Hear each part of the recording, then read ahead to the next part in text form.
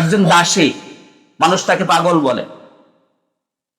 খরিদ করতে গেছে একজন ব্যক্তি, খরিদ করে দেখে যে দাসী একজন আছে, মানুষ তাকে পাগল বলতেছে, খরিদ করে নিয়ে আসছে কয়েক দেড়হামের বিনিময়, ফাজাইলে কিতাবে পড়তেছে না। দাসী রাত্রেবেলায় আসছে, আল্লাহর বড় একজন ওলি কিন্তু, যিনি কিনছেন, সম্ভবত ইমাম গাজালি সম্ভবত। তখন রাত্রেবেলায় উনি তাহাজ্জুদ পড়তে উঠছেন, উঠে দেখে যে কান্নার আওয়াজ আসতেছে। কি ব্যাপার?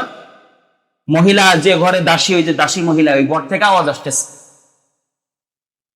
তিনি কান পেতে দেখে যে মহিলা আল্লাহর কাছে বলতেছে, আল্লাহ আপনার মহাব্বতের কসম, আপনি আমাকে যেভাবে মহাব্বত করেন, ঠিক জান্নাতে এইভাবে আমি আপনাকে আমাকে মহাব্বত করিয়েন। এরকম একটা ঘটনা।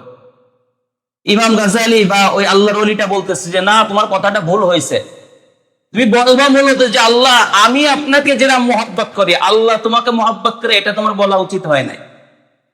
দেখেন কেমন একটা উত্তর। ওই যে ও আল্লাহর ওলি, আমার মালিক যদি আমাকে মহাব্বত না করতেন, তোমাকে শান্তির নিদ্রায় ঘুম পড়ায় রাখা তার গুলাম, তার বান্দি, এই মহাব্বতের বান্দিকে তাহাজ্জুদে দাঁড় করায় রাখতেন না। বলেন সুবহানাল্লাহ। তার মানে ইবাদত যদি আল্লাহ কয়, আপনি ইবাদত করছেন, তাহাজ্জুদ করছেন, মনে করেন আল্লাহ আপনাকে মহাব্বত করছে বিদায় ওই রাত্রে বেলায় ওই সুন্দর নিদ্রা থেকে জাগায় তাহাজ্জুদে দাঁড় করায় দিছে।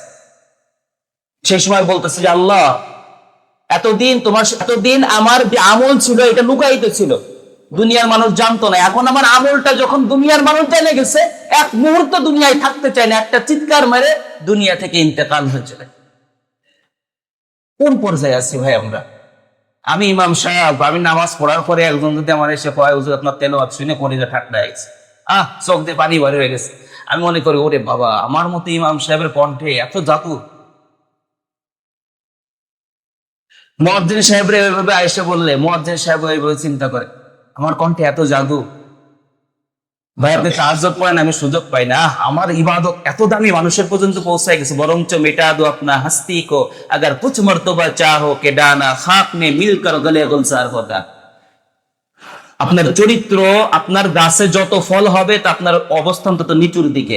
আপনার যত সম্মান বাড়বে, আপনাকে আপনি যত নিচু মনে করবেন, আমার আল্লাহ ঠিক আপনাকে তত সুসজ্জিত জ্ঞান আপনার সারা সমাজের মধ্যে ছড়ায় দিন।